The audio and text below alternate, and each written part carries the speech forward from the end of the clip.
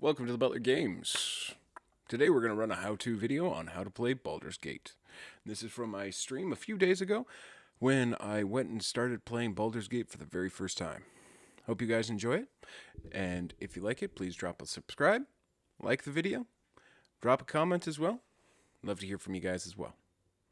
If you want to follow me over on Twitch, it's twitch.tv/the_butler_plays. Hope to see you guys there. I stream every Tuesday and Thursday at 7 p.m. Central Standard Time and Saturdays at 3 p.m. Central Standard Time. Thanks. Hope you have a great day. All right. Let's jump right into this.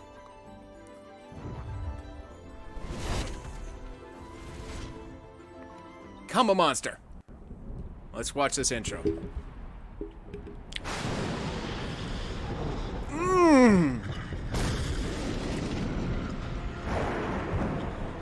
Ooh. This brings back memories of just like old PC games. I think the original one came out in the 90s, if not earlier.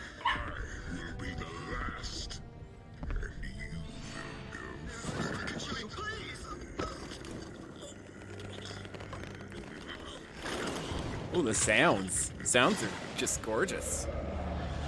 Oh. I more than got my steps in today. Did a lot of walking.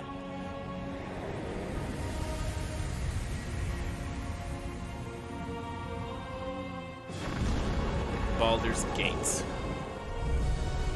So epic. So this game happens within Faerun. It's basically where all the campaigns have started. Alright, we're gonna go single player. Yeah, we're gonna go tutorial.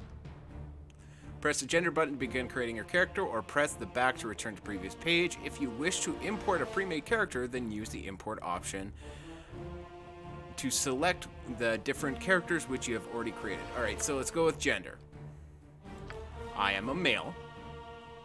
Males around can exceed whatever profession they choose, whether wizardry, thievery, or arts of action. And, okay, so I've been told, or I've read, that gender means nothing. Now, since I have never played this game, I'm going to pick something that I think will be a good pick and easy to kind of play. So, I'm going to be male. My race, I'm going to be half-orc. Half-orcs are born from the union of human orc parents. They are as tall as humans, but a little heavier due to their muscular builds. They are greenish pigmentation, sloping forehead, jutting jaw, prominent teeth, and coarse body hair make their lineage plain to see for all. The Sword Coast half-orcs are tolerated, as unlike in the north, the local people haven't had centuries of warfare with orc kind. Half-orcs are known for their great strength. Half-orcs have the following infravision, which is dark vision. In older versions of Dungeons and Dragons, they called it infravision, so they could see in darkness. And what it meant was they had like an infrared vision, so they would be able to switch back and forth, much like Drow. +1 strength, +1 constitution, and -2 intelligence. As long as those stats are kind of similar to what they are in 5th edition, I understand what they mean. Strength always means is how far you can throw a potato or a tomato. Constitution means that you can eat a rotten tomato and not get sick. And intelligence means that you know that tomato is a fruit. So with this one, I don't know that tomatoes are fruits. Alignments or class. Okay. Okay, character class is profession or career. Do I want to just go straight fighter? Yes. We're going to go fighter. Fighter can wear helmets. Is a champion swordsman, the fighter is a champion swordsman, soldier, and brawler who lives and dies by the knowledge of his weapons and tactics. Fighters can be found in the front of the battle, contesting toe-to-toe with monsters and villains, a good fighter needs to be strong and healthy if he hopes to survive. Class features. May wear helmets. May wear armor and use any weapon. May achieve Grandmaster 5 slots with any weapon class. May achieve Specialization 2 slots with any fighting style and associate 3 slots in 2 weapon style. Okay. Hit die is a D10, which is the same as in 5th edition. Primary requisite for dual classing is strength. Berserker. Okay.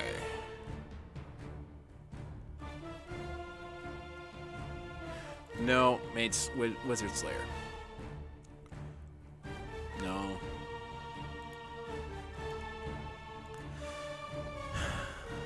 Alright. I think I'm just going to go straight fighter. I know that's going to be very generic. Alignment. So, back in these edition, alignments were very important. I'm going to go with something I'm a little bit more comfortable with. Okay. You're to choose your alignment. Your alignment will determine how your character should interact with his environment. Read the others carefully before choosing. If you stray severely from your alignment during the course of the game, there will be consequences. Okay. So I think that's more for when, like, if you're playing a paladin, if you do something evil, then you can become a fallen paladin or a oathbreaker in 5th edition. So I think I'm going to go with neutral good. Neutral good. These characters believe that the balance of forces are important, but that the concerns of the law and chaos does not moderate the need for good. Since the universe is vast and contains many creatures striving for different goals, and determined pursuit of good will not upset the balance. It may even maintain it. If fostering good means supporting organized society, then that's what must be done. If good can only come from the overthrowing of existing social order, so be it. Social structure itself has no innate value to them. A baron who violates the orders of his king to destroy something he sees as evil is an example of a neutral good character. Okay.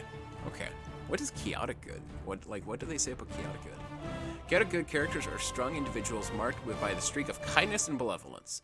They believe that all virtues of goodness and right, but they have little use for laws and regulations.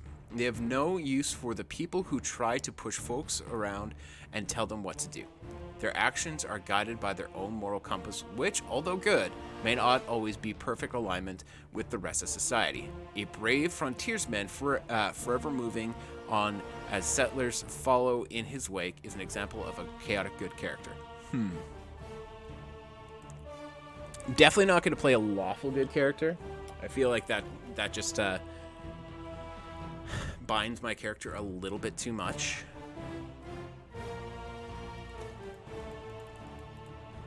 You know what I'm going to do? Just give me 1 second, guys.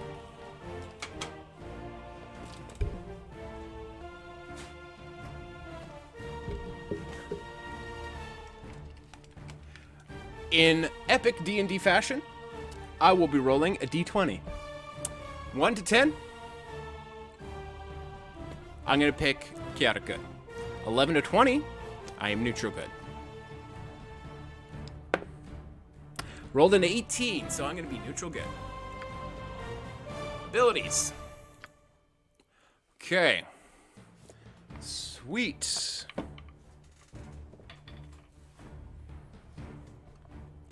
Okay, these are basic statistics for your character. Minimums and maximums may vary according to your class and race and prerequisites. So I'm going to get a +1 to strength and constitution. I have a 6 intelligence. Okay, can I... 18.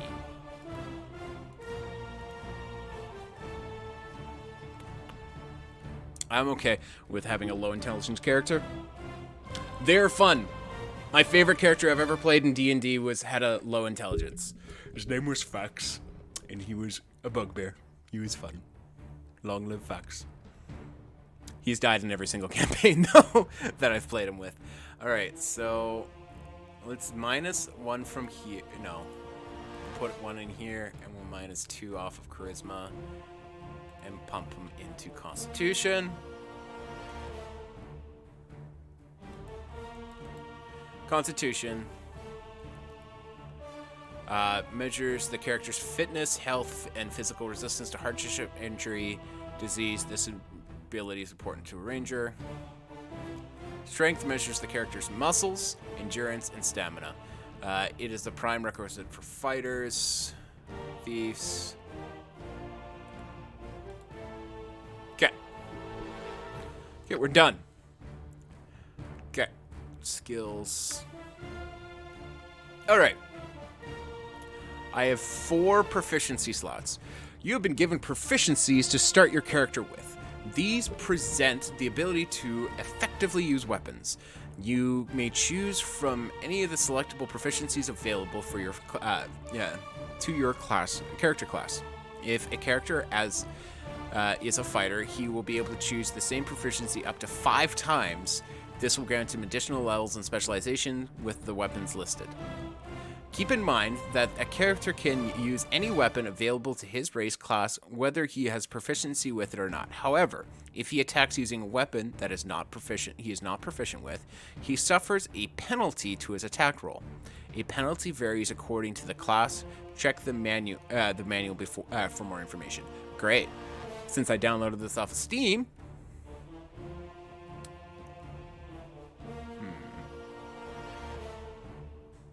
Two-handed weapon styles, short and seal. 2 weapon style. I think I'm gonna go with dual wielding. Okay. It's a fighting style that allows characters to use up to 2 melee weapons at the same time, with fewer penalties. A character wielding 2 weapons without a slot for the fighting style will incur a -4 penalty to attack rolls, and with the main weapon, -8 with the offhand. Proficiency, 1 slot, the wielder's penalties reduced to -2 and -6. 2. Specialized, the wielder's penalty is reduced to 0 and -4. You know what? Let's. I can only do up to 2. So it's probably something I'm going to have to work with. Oh, they have katanas in this game? Oh, okay. This weapon, scimitars. This weapon allows the character to use various oriental swords, including scimitars, and those other 2 that I could not even going to attempt to pronounce. The characters can use the weapons with no penalties. The character receives +2 damage for warriors only, and for warriors only, an extra half attack per round with the selected weapon. You know what? Let's do it. Let's do one in here.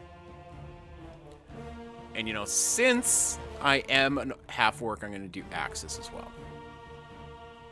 Throw an axe and battle axe. Proficiency in the class. Okay. You know what? No, I'm gonna do both into scimitar. Appearance. Ooh. Ooh, check out this. Awesome. Character creation. Oh, you can change the skin. So we're gonna go with kind of like a pale green. I'm okay with the colors. You can pick any of the listed sound sets for your character's voice. Click the play button to hear. Onward! Death to you all! Your life ends here. Your life ends here. Time for a bit of the rough and tumble. You got this coming! That's more of a dwarf. Let's give them a right thrashing. Get over here. Feel my power. Do as I say, and I'll see you through the trial. For justice. Oh! Follow me, and we will surely be victorious. Being a hero is hard work. Time to rest. Oh, I love this voice. I know this voice actor. What's his name? I feel like it's the same guy that voices Winnie the Pooh. He does like a lot of these different voices. Can we move on? Can we move on? Soon? Too soon? Yes, he will be. That is the voice. That is the voice. Okay. Name. What shall we name this? Just a hero of justice. So I'm gonna name this guy. Ibak. How did I spell Ibak's name?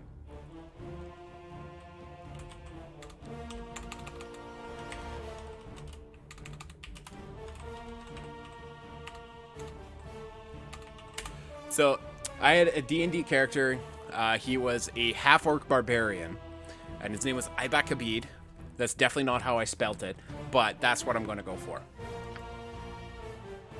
Okay. Accept. Greetings to you. Well, thank you. Greetings to you, and welcome to Baldur's Gate Enhanced Edition. I understand that you are eager to get started. A man of your profession would not be comfortable cooped up in a castle such as this. But before you leave, it is my duty to make sure you are prepared for what awaits you in the world of Baldur's Gate Enhanced Edition. Baldur's Gate Enhanced Edition uses 2nd edition AD&D rules. This might seem overwhelming at first, but I will familiarize you with the basic rules and interface of the game. We will begin with the pause feature. You can pause the game at any time with a spacebar or left-clicking the clock in the lower lower left of the screen. Okay, lower left of the screen. I'm not seeing it. Okay, just continue. Unpausing occurs the same way. Pausing is the most useful during combat, where it gives you time to carefully orchestrate your party's next attack. While paused, you issue your commands. When you unpause, your character will carry out orders you've given. If you do not use the spacebar, you will find the game very difficult to play. All right, pause often. Why don't you experiment with pausing right now by using the spacebar and giving your character some movement commands? When you have finished, left-click on me to resume your conversation. Okay. At once. Oh, okay, cool. So you can do that. What's this? Okay.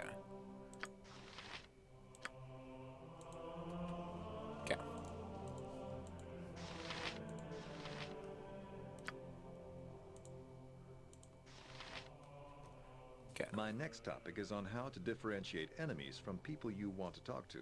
Enemies have red circles. People you want to talk to have blue circles. That makes sense. Certain option settings can remove these circles during unpaused gameplay so that their presence is not does not distract you from the mood of the game.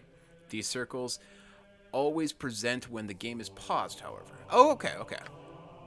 Interaction with NPCs defaults to talk for neutral targets and attack for hostile ones. Talk to neutral characters, identify by blue circles by left-clicking to talk to them.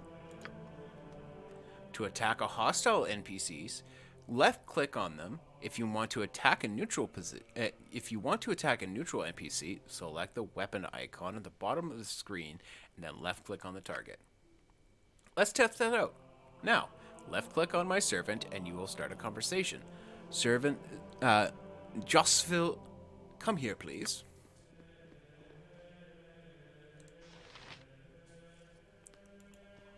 Hey there. Wasn't that easy? What I'm going to do now is turn hostile. My circle will turn red, and then you can left-click on me to attack. All right then, let's go. Hit me if you can. For justice! Well done. That was a good hit. Belt will talk with For justice! I'm so glad I picked that voice. Well done. That was a good hit. Belt will talk to you now. I now want to talk to you about the inventory page. Okay. You can look up your inventory by right-clicking on the character portrait by pressing the backpack icon on the left-hand side of the screen. You can take a quick look at your inventory page. To get out of your inventory page, simply click the return, press the return to game button on the bottom left-hand corner of your screen. Okay. So this. You need me? Okay, inventory. So it's right-clicking on Yes. there. So I can do that. I currently have nothing. Armor class 10. Oh, great. That's going to be awesome. I just love the fact that my armor class is 10. If it's anything like D&D, that's garbage. Like 5th edition.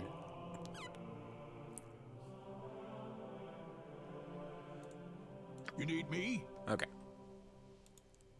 Equip items by No. placing them in the appropriate spots around your character on the inventory page. Okay, equipping items by placing that. Okay. Once equipped, select the weapon by left-clicking on the quick weapon slot at the bottom of the main gameplay screen. A green box will appear around the weapon that your character's is in your character's hands. The orange box indicates combat mode. Okay. If I'm going to give you a weapon now, and I want you to try to equip it. Okay. Okay.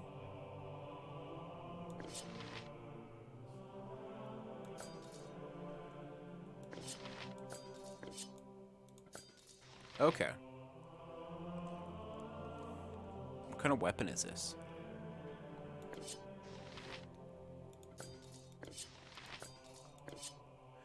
Okay, so that's one of the weapons that I am proficient with. Okay. So my THAC0 is 20. So from what I understand with 2nd edition AD&D, the lower the number is, the better it is to hit. Okay. Yes. I'm Good here job. to help. It's time for us to go upstairs now. If you move your cursor over to the stairs, you'll notice that your cursor becomes a stair cursor. Oh, okay. When your cursor changes, that means you're about to perform an action other than moving. If you left-click on the stairs, your character will walk over to the stairs and move up them to the next level. Simple enough. Simple enough. This is good.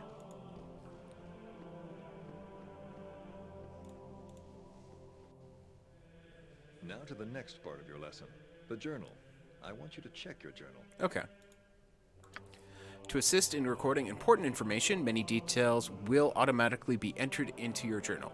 To access your journal, left-click on the quill icon on the left side of the screen.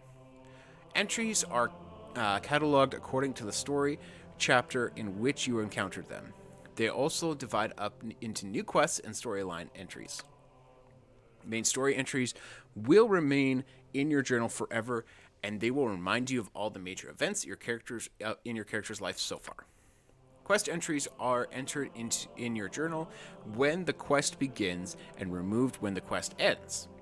The entry then appears in your done quest section. If you checked your journal right now, you will notice that the entry has been placed to remind you to finish combat training. When your training is done, the entry will disappear. Okay, so the quill icon, that's this one.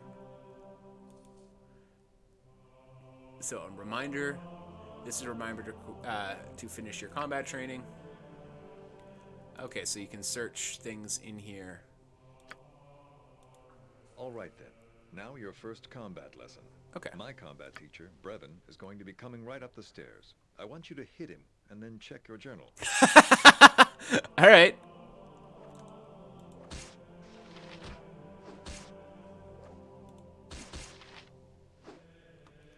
Good job. I want you to check your journal and see how it has been updated. Okay. Updated. Check both quests and journal buttons, as they will contain different kinds of information. Okay. Tutorial. Your journey is used to keep journal is used to keep track of plots and go on journeys. Of course, your journal entry is divided up into categories. Okay. Now I want you to check your map screen. Okay. To access, left-click the map icon on the second top of... So it's this one? Okay. Okay. Once on the map screen, you will notice the world map icon on the top left. Left-clicking this will take you to the world map, which displays all of the game's areas that you currently know about. You may allocate or annotate. You also may annotate your map by right-clicking where you want to make a note. Your cursor will change so you can type a short message to yourself. I will give you a few seconds to try this out. Okay, world map. Oh, cool.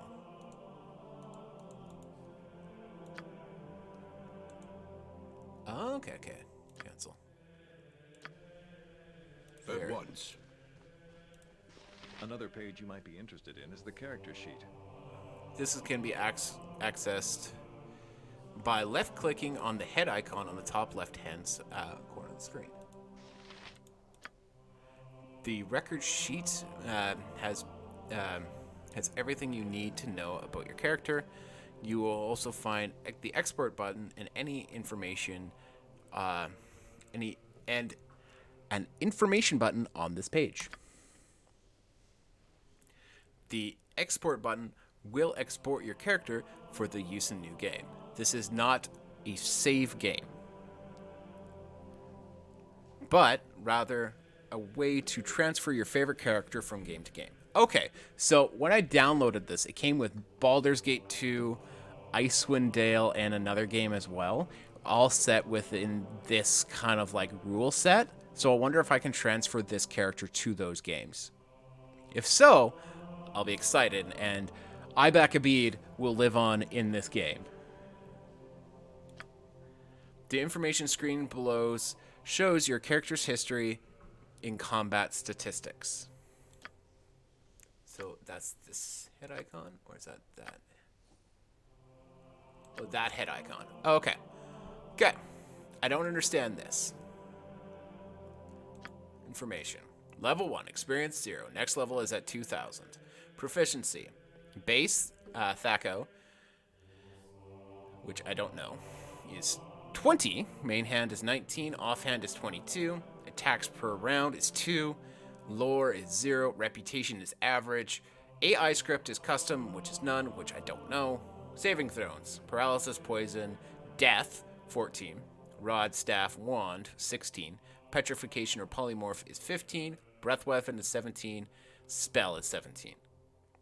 Don't know what any of these things mean, but cool.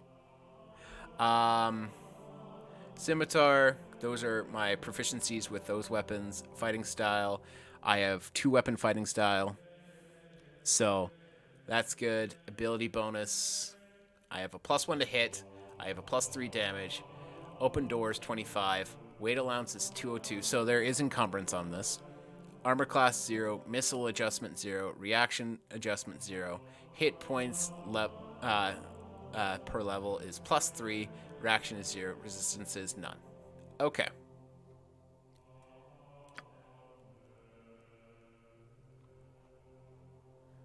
Okay.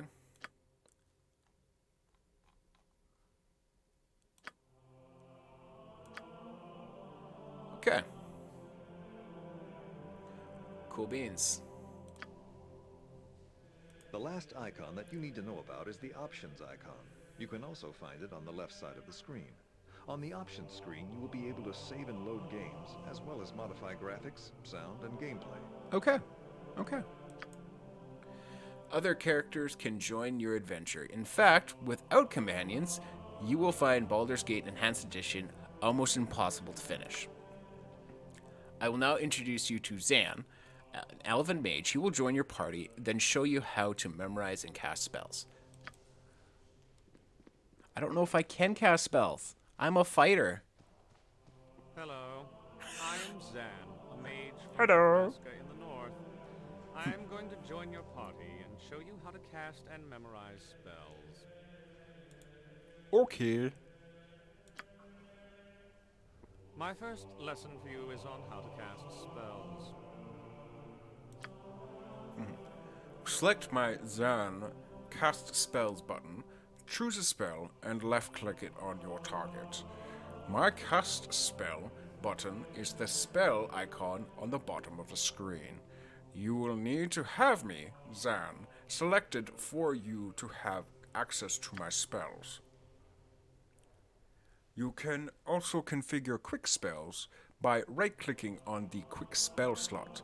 This summons a list of memorized spells to choose. If no spells are listed, the character either does not have any spells memorized or cannot cast until higher levels. To cast the quick spell, left-click on the appropriate quick spell slot and select your target. I want you to try to cast a spell now. Select any spell from my repertoire and cast it on Belt. Okay. Okay.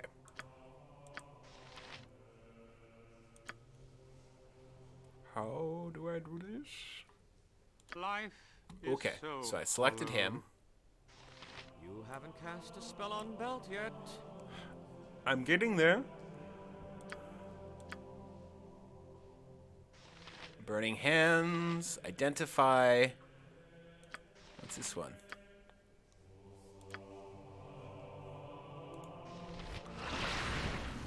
Casting Burning Hands on him.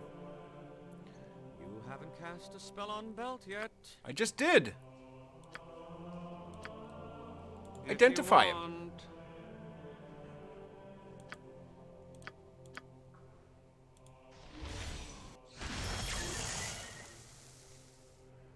Okay. Good job. I am now going to teach you how to memorize spells. Any spellcaster, besides sorcerers and shamans, must memorize spells using the rest button on the left panel after choosing their spells on the mage book or pre-scroll pages. Select the mage book or pre-scrolls that appears on the left edge of the screen. Okay. Choose the spells you want to memorize, then click on the rest button. Once you rest, it is completed, you will have memorized all of your spells. Okay.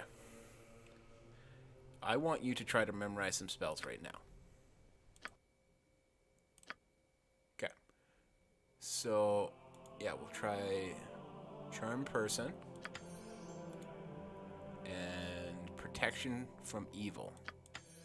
So, Charm Person, it's an enchantment spell. Visual range of the caster. Duration is 5 rounds. Casting time is 1. Area effect is 1. Person, saving throws, neg. The spell affects a single person cast upon the terms the person includes a bipedal human, demi-human, or humanoid of man-sized or smaller, such as brownies, dryads, dwarves, elves, gnolls, gnomes, goblins, half-elves, halflings, half-orcs, hobgoblins, humans, kobolds, lizardmen, nixies, orcs, pixies, sprites, troglodytes, and others. Plus, a 10th level fighter could be charmed, but an ogre couldn't. A person is allowed a saving throw versus spell to negate the effect.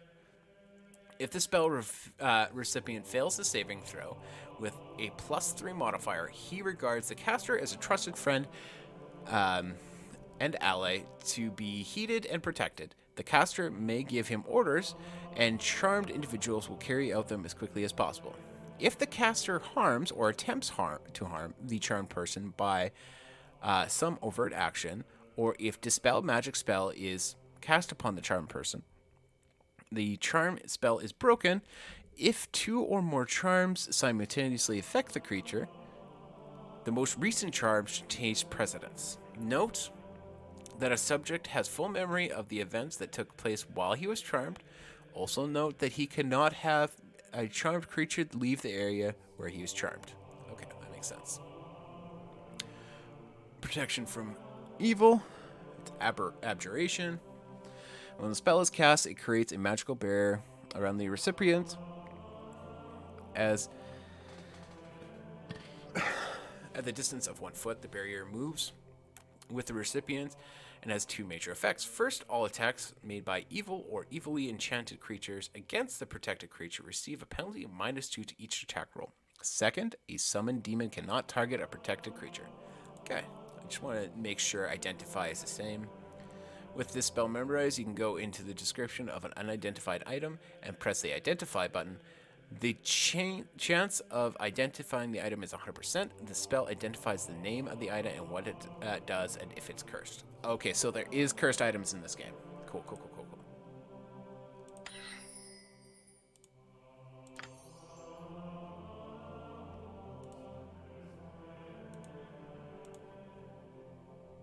Okay, so how do I rest? This is the rest button. Oh, that's nice. That's nice. Just a nice little rest. Okay. Our quest is vain. We're all... Good job. I'm now going to teach you how to learn spells. I have a flame arrow scroll in my inventory. Okay. Right-click on the scroll, and it will bring you the items. Bring you to the item history screen. On the bottom of the screen, you will find a button that says White Magic, or Right Magic. Press this, and your mage, me, will now be able to cast Flamer once I've memorized it, that is. There will be a chance of failure when I am trying to learn a new spell. Failure means that the scroll is used up, and the mage does not learn the spell. I will not fail this one, but in the real world, your intelligence stat will determine whether or not you succeed. Okay. So let's go in here. Left click it. Or right click it? Right click it, yeah. Okay, so it's a level 3 conjuration. The spell enables the caster to hurl fiery bolts at the opponent within range. Each bolt inflicts 1d6 points of piercing damage, plus 4d6 points of fire damage. Only half of the fire damage is inflicted at a creature struck saves versus spell. The caster receives 1 bolt every 5 levels beyond the 5th. So 2 bolts at 10th, 3 bolts at 15th, etc. All bolts will streak towards the target of the spell. Okay, so this kind of reminds me of Scorching Ray. Okay, done. Our quest is vain. Good job. Good job. Now I'm going to teach you how to identify items. When you find a magical item, you won't automatically know what it does. To find out, you must first right-click on the item. On the bottom of the item's history screen, you will find a button labeled Identify. Left-click on this, and whoever has the item in their inventory whoever has the item in their inventory has the Identify spell memorized or has Identify scroll. Then the item can be identified. Bards and very intelligent characters can sometimes automatically identify an item when they pick it up. I have an unidentified shield in my inventory. I also have the Identify spell memorized. I will give you a moment to try and identify the shield. We're all doomed.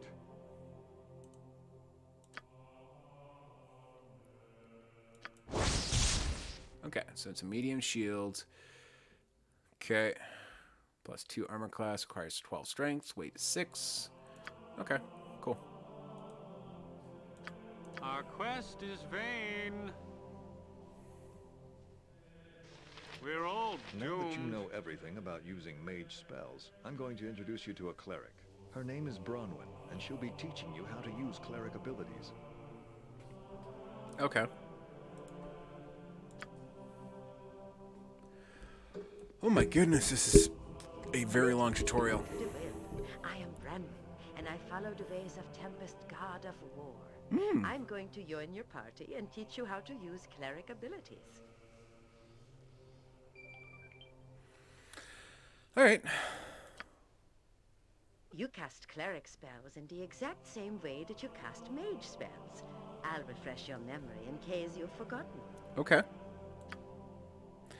Okay, so left click on a target, cast on a spell is the same. Okay. If you want to cast a spell on Belt now, he is slightly wounded from the other spells cast upon him. So you should do one of my healing spells. Go ahead and cast healing on Bell or anyone else for that matter. You can rest to restore healing spells if necessary. Okay, so let's select. Let's go here. Cure light wounds. Go and cure Bell. There we go. Good. Now I'll give you a short overview on how to memorize cleric spells.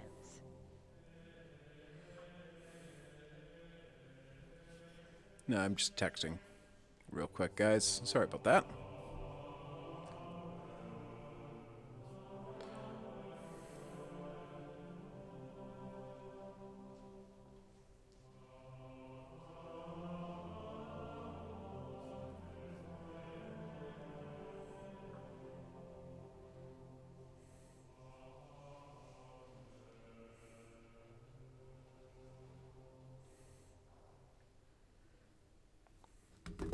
Alright.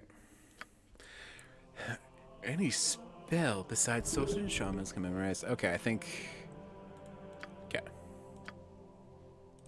Okay, so it's the same idea. So I can put a few on here. Oh my. Okay, Armor of Faith. The caster of Armor of Faith receives a significant. Okay, so. Bless. Upon uttering the blessed spell, the caster raises the morale of friendly creatures by 1. Furthermore, it raises their attack and damage rolls by +1. The caster determines what the range up to 40 feet will. The spell will be cast. At the instant of the spell is complete, it affects the creature's 15-foot radius centered on the point selected by the caster, thus affecting creatures leaving the area will subject the spell effects of those entering, causing. Okay. Command, cure wounds, detect evil. What is Doom? So Doom. Okay. So Bless is the same, kind of the same as it is in 5th edition. Doom must be the new Bane. Magical Stone. I'm assuming it's the same. Yeah. Protection from evil. Remove fear.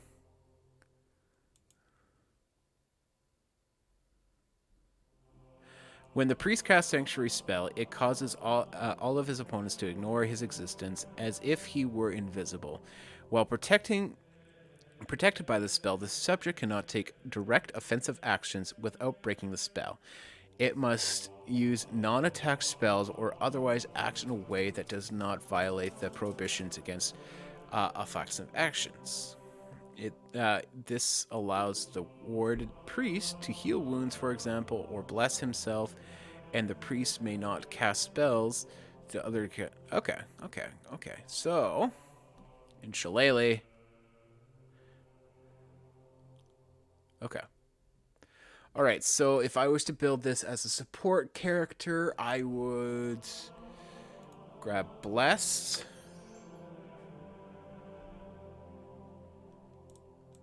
Sanctuary, remove fear, and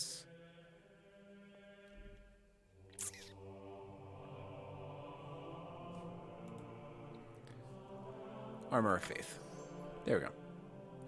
And then rest. Oh, hope everyone's Thanksgiving is going well. Sorry, we've been an hour into this game, and I'm just trying to get through the tutorial right now, because I have no idea how to play this game, actually, so. Alright. Good job. Now, on to another ability. A very important skill to the cleric class is the turning of undead creatures.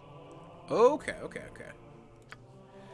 Paladins also have the ability to turn undead. Activating this icon will cause many undead creatures to flee or even be destroyed. When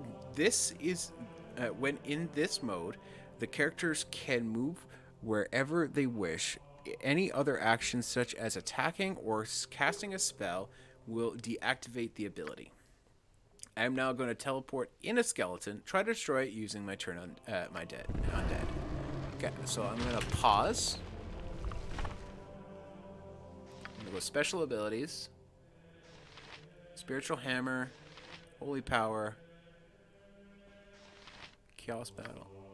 Okay. How do I go back? By Temper Shield!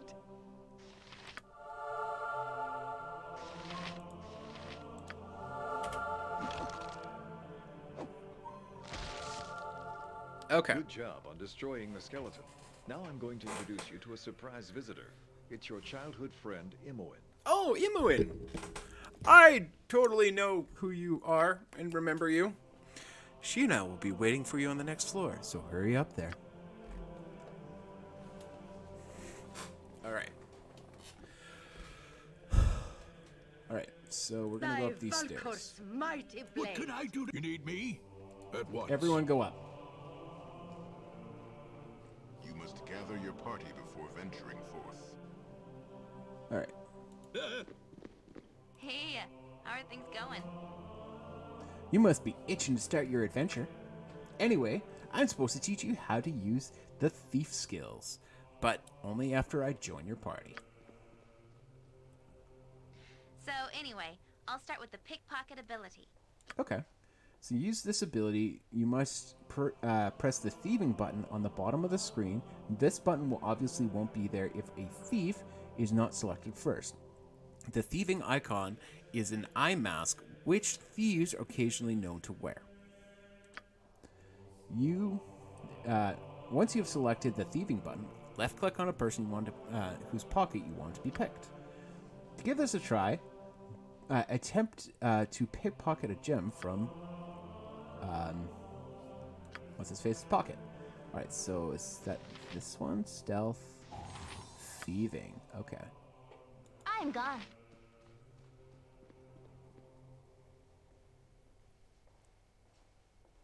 Very good. Okay. Now I'm going to teach you how to detect and disarm traps. Oh, okay. To detect traps, you must press the Find Traps button on the bottom of your screen. While it is active, any trap in the area that you detect will be highlighted in red. Find Trap button will be represented by an icon of 4 triangles. When in this mode, the character can move wherever they wish. Any other actions, such as attacking or casting spells, will deactivate the ability. To disarm a trap, you must press the thieving button. You must then left-click on the red highlighted trap. Watch out, if you fail to disarm the trap might be sprung. There is a harmless trap in the west side of this room. I want you to detect and disarm it using my skills. Remember, find the trap button to begin searching for traps. This button is represented by the icon of the 4 triangles. It may take several moments for me to find the trap after I begin searching. Okay. That's this one, right? Find traps.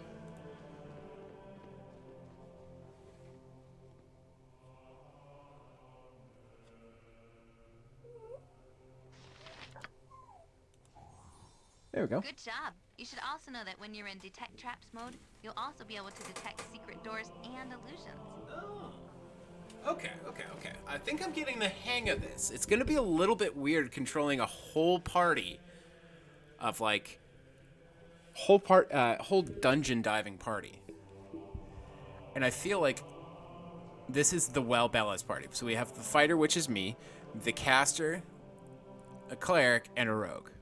This is what D&D has kind of been based around for balance purposes since like it began. The next ability you need to learn is the ability to open locks. To pick a lock, you must select the thieving button and then left-click on whatever is lock container you want to open. Once again, the thieving button is represented by the eye mask icon. There is a locked chest in the west side of this floor. Use my abilities to pick the lock of the chest and steal the gem inside.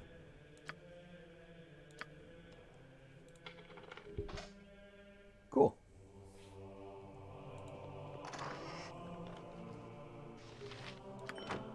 Alright, cool. Good job. The next ability I'm going to teach you is one of the most important a thief can do. The ability to be stealthy. Okay. You'll notice that the bottom of the screen is a stealth button. Simply left-click on the button, and your character will attempt to hide in the shadows. This stealth button will be represented by the half face, half in shadow, or the face half in shadows. Blah, blah. When in this mode, the character can move wherever they wish. Any other actions, such as attacking or casting spells, will deactivate the ability. Now I want you to put me in stealth mode. Okay.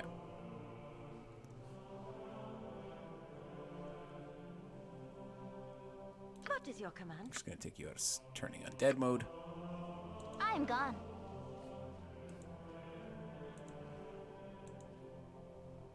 Alright. Now that we've finished experimenting with stealth, let's go to the last thief ability. The set trap skill. Ooh. To set a trap, you must first access your special abilities. This is done by left-clicking the special abilities button on the bottom right-hand corner of the screen. This button has 4 corners star icon. When you press the special abilities button, it should bring up your special skills. One of those skills will be marked set snares. Simply press the button and left-click on the points you want to set the trap. Try setting a few traps. Belt will start you on the next part of your lesson in a few moments.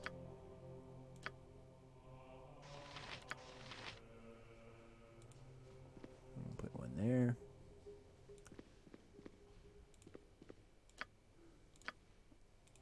Okay. Okay. You've been doing very well. Now I'm going to introduce you to 2 more party members, Minsk. How and big is this Shakira. party? We'll be teaching you a few more things, and then it'll be time for your last test.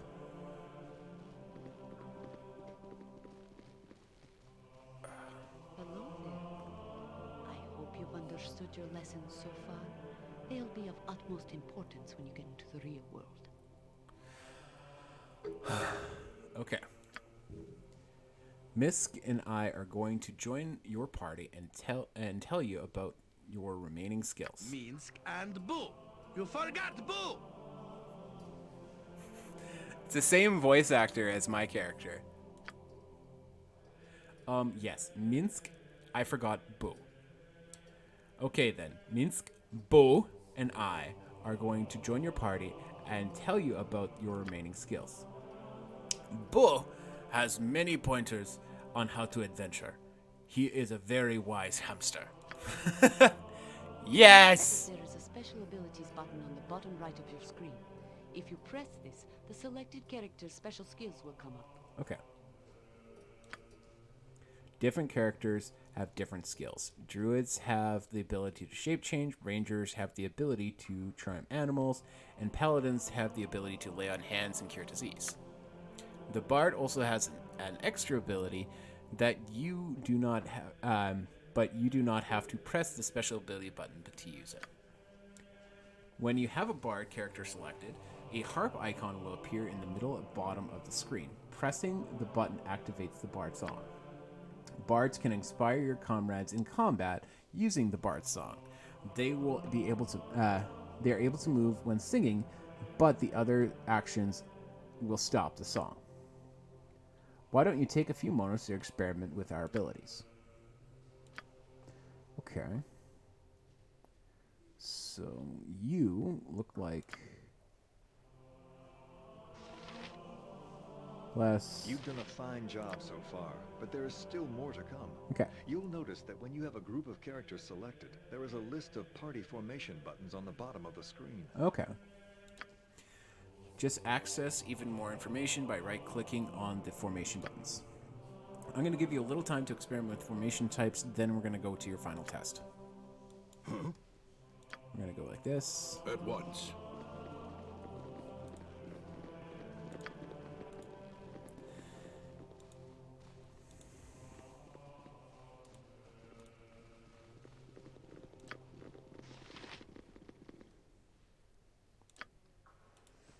All right then. Enough lessons. Time for the test. All right.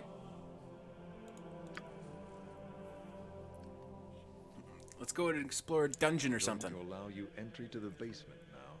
This is where your final test is to take place. Oh, we're going to kill some rats of unusual size? Located in the basement is a valuable star sapphire. You are to retrieve this item from the treasury. The treasury is locked and warded against thieving skills, so you will have to find a key. To succeed, you're going to have to use all of your skills. When you go downstairs, the game will autosave. This happens whenever you move from one major area to the next. You can therefore restart your game from the point where you made your last major area transition. All right then. The door to the basement is open. Remember, if you die while you're in the basement, you can reload using autosave slot. Okay. That's day. Oh, that's the clock icon. Rest, help. You must gather your party before venturing forth. You must gather your party before venturing forth. Okay. I'm gone. Gather your party before venturing forth. You need me? I'm here to help. Okay. Gather your party before venturing forth. All right. There could be traps down here. I should use my skills to find out if there are any. Remember that it takes a moment for the traps to become visible to me. Okay. Okay, so you... It is hardly worth the effort of trying. Burning hands on this guy. You...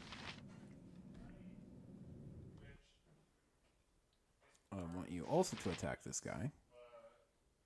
Huh? You... At once. You might as well... Yes. I want you to attack him. Hello? You. I want you. Bless, Sanctuary. Remove Fear. Armor of Faith. What does F7 do?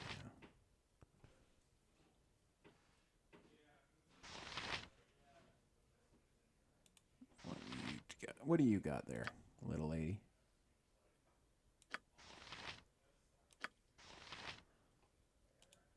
Might as well. For the group. You. Abilities.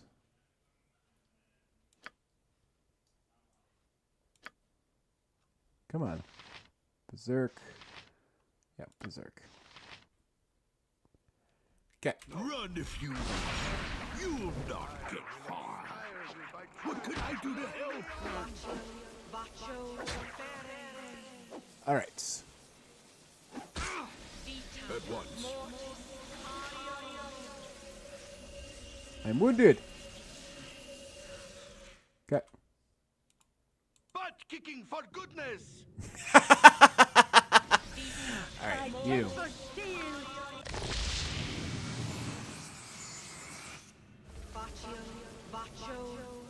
What is your command?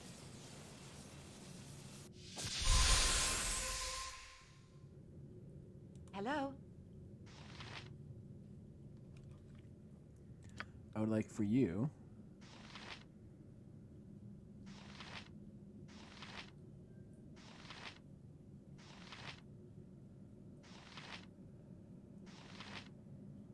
you animate dead?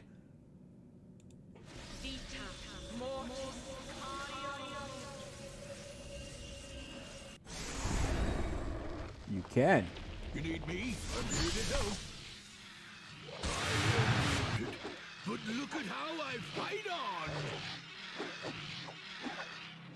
Snow grows cold, and then I died. Awesome! I'm so good at this game. This is on easy. This is on easy.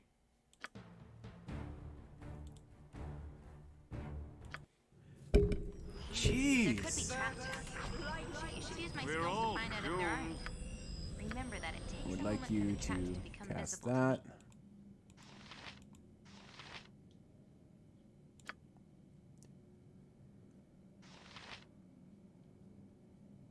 Cast Bless. Zan. You.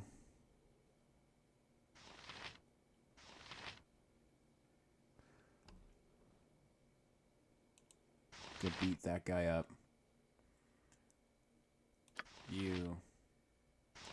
Go stab that person. My temper shield! You.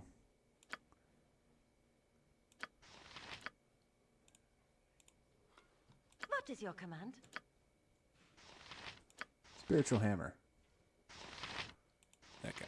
Oh, no. Spiritual Hammer. Just that. you need me? You. I want you to stay right here. I'm here to help.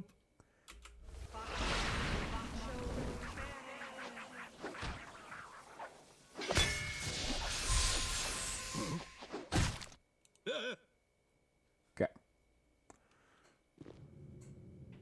You. Stealth it up. I'm gone. Detect traps.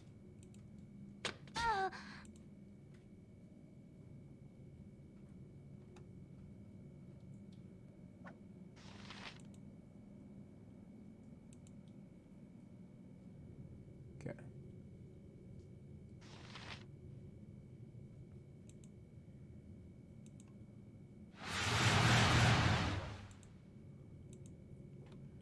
Is there things over here?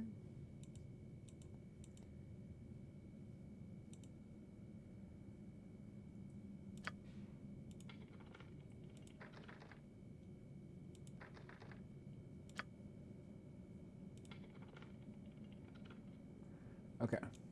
I'm gone. Okay, who has the most health out of everyone? I'm gonna pause that. Life You. is so hollow. Can I charm?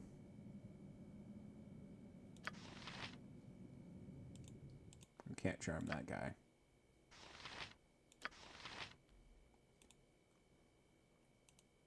Whatever. You. Yes. I'm here to help. You. Go and attack there.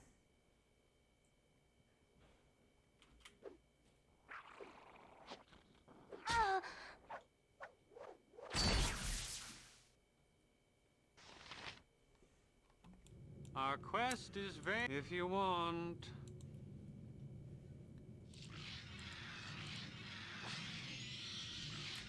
Okay. Hello? You.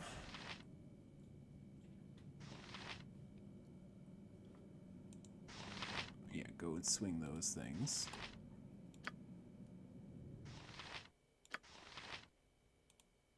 Yeah. We're all doomed.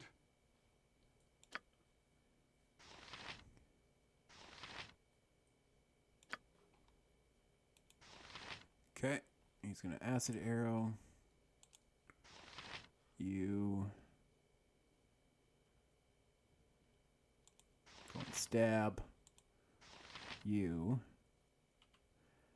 We're going to.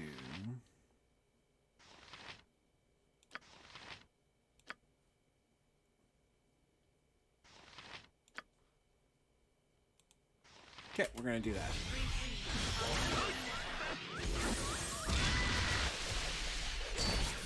Life is so hollow. Our quest, whatever. We're all doomed. Okay. Don't know what that spell was. Hopefully that wasn't my entangle spell. Life, what is the point? Our quest, whatever.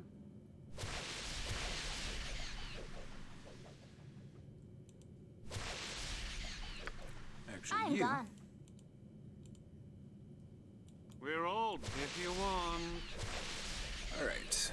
So entangle is just annoying because it hits everyone.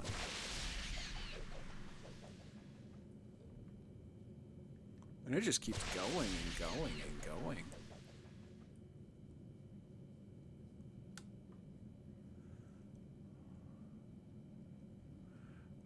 Okay, thief. Go stealth. I'm gone.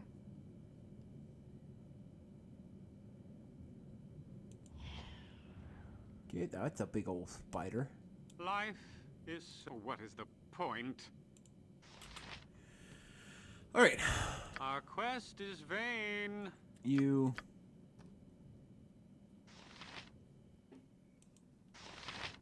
We're all doomed. By Temper Shield! Life is so hollow. What is your command? I have to really get into the mindset of the fact that it's literally click click, like right click, left click, left click.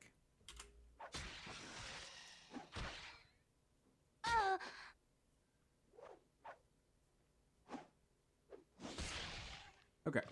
Our quest, if you want. What can I do to help?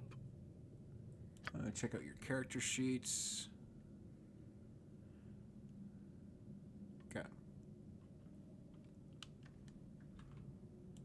You need me? I'm here to help.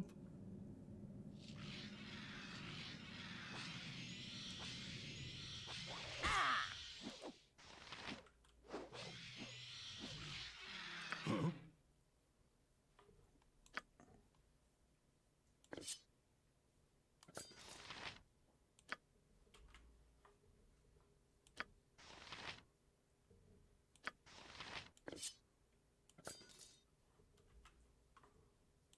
What can I do to help?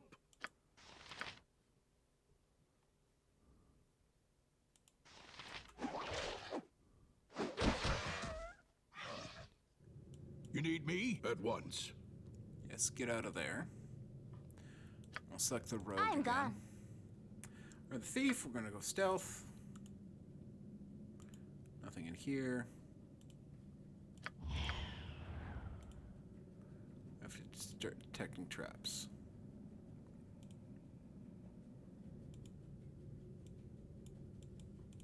I've done had enough of this.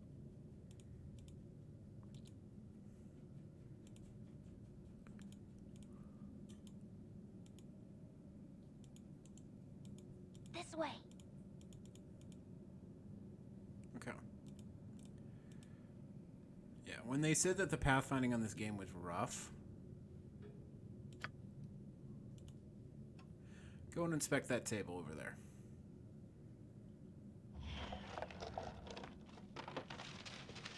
What is this? Monster summoning. Okay. A scroll of monster summoning. You should have me learn the spell. All right. This way. We're all doomed. Life is so hollow.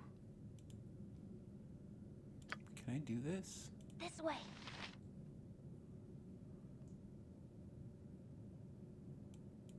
This way. How do I trade inventories?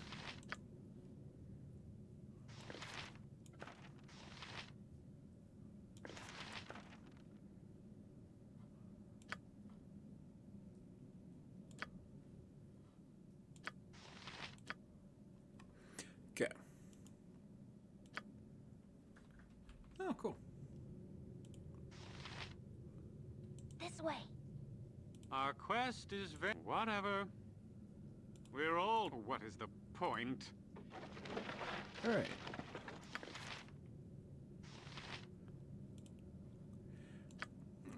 like this. Right. Copy this into your spell book. Cool. Huh? I've done had enough of this.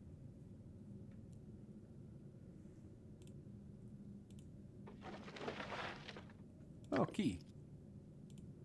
Good.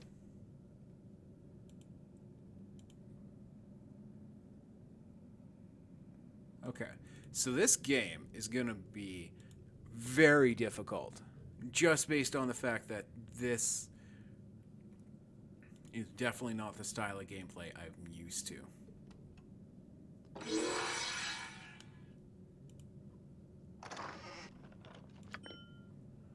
There we go. You know what? I'm going to go up here. Because you, for some reason, have this. Drop that on the ground. Yes. Grab eye back. I want you to pick up the shield. And then we're going to go into here. We're going to go over there. There we go. What can I do to at once?